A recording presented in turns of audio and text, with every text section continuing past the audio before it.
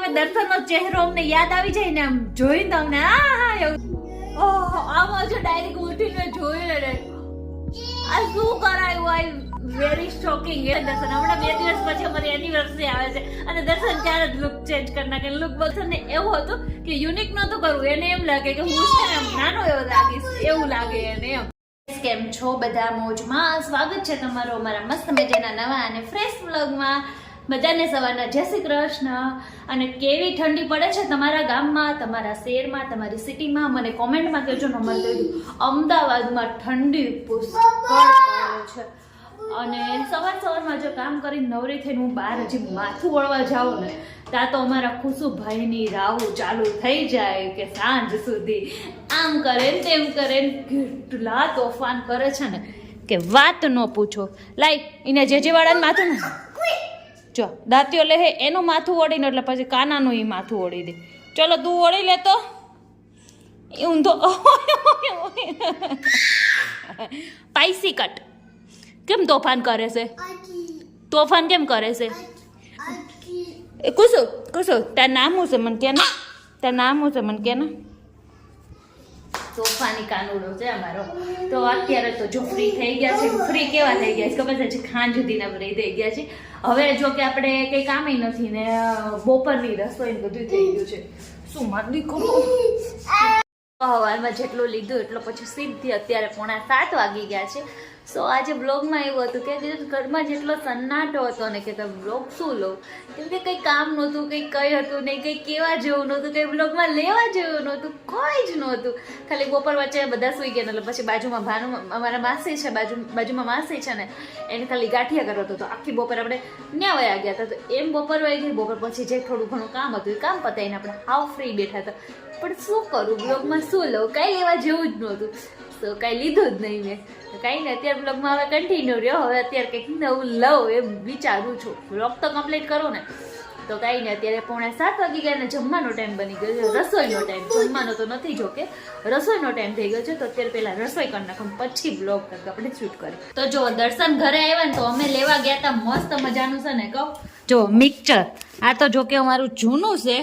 પણ નવું તો મિક્સચર તો અમે ન લાવ્યા કેમ કે અમને ગમ્યું નહીં પણ અમે મિક્સચરની જગ્યાએ જો સમોસા કચોરી ગરમા ગરમ થતા હતા અને મેન સ્પેશિયલ ગરમ ફાફડી બનતી હતી ને તો આપણે એ લઈને આવી ગયા જો મિક્સચર મેલ પડતું અને આ બધું લઈને આવી ગયા તો પહેલાં હાલો બધા જમી લઈએ અને પછી બીજી વાત જો અમે ઘરે બનાવી નાખ્યું છે ચંદન ચકોરી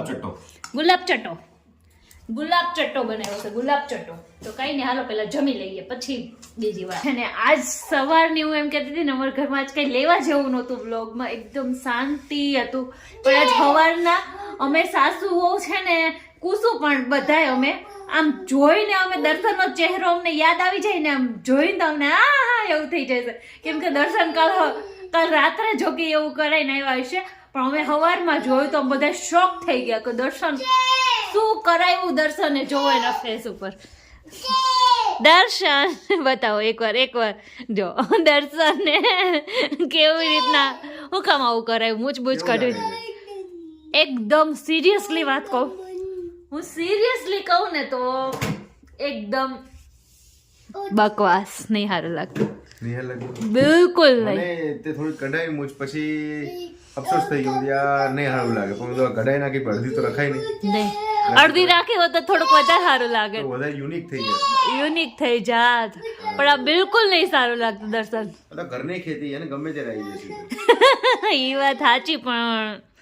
હમણાં એમ નહીં હવે સવારમાં ઉઠીને હવે તો શોક થઈ ગયો આમ હજુ ડાયરેક્ટ ઉઠીને જોયું ને આ શું કરાયું આઈ વેરી શોકિંગ એવું થઈ ગયું અમને હે દર્શન હું આજે તમે સુઈ ગયા હતા પણ સવારમાં તો તમારા હેર એટલા મસ્ત થઈ ગયા ને એટલી મસ્ત સ્ટાઇલ આવે છે અને તમે અને એમાંય છે ને કંઈક આવતું હોય દર્શન હમણાં 2 દિવસ પછી અમારી એનિવર્સરી આવે છે અને દર્શન ત્યારે જ લુક ચેન્જ કરી નાખે લુક બગાડી નાખે રિયલમાં દર્શન તમે ત્યારે જ બગાડ્યું પણ એમાં એવું છે એમનું કંઈક યુનિક કરીએ એમ તમે પાછું હાવ નવું થઈ ગયું એમ. યુનિક ના છે એમ નહીં. દર્શનને શું હતું ખબર છે? દર્શનને એવું હતું કે યુનિક નહોતું કરવું. એને એમ લાગે કે હું છે ને આમ નાનો એવો લાગીશ, એવું લાગે એને એમ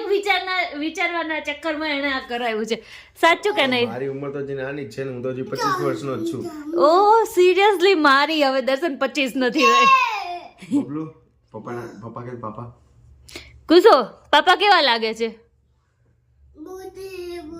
એની ભાષામાં કાંઈક કીધું તમને નહીં સમજાય. દર્શને તો બિલકુલ નહીં,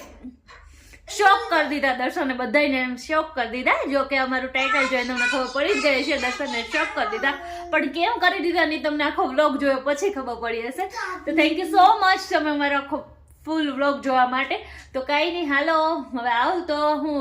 જિંદગીના માહોલમાં આવું ચાલ્યા જ કરવાનું છે. ક્યારેક શોક થઈ જાય, ક્યારેક શોક આપી દઈએ, એવું બધું ચાલ્યા રાખે. તો કાંઈ નહીં, હાલો હવે તો મળીએ નેક્સ્ટ વ્લોગમાં. ત્યાં સુધી બધાને જય શ્રી કૃષ્ણ, હર હર મહાદેવ. અને અમારી ચેનલમાં ન હોય ને તો સબસ્ક્રાઈબ કરવાનું ભૂલતા નહીં. અને પછી આ વ્લોગ પણ જોઈ લેજો જલ્દી, બહુ મસ્તનો છે. Bye bye.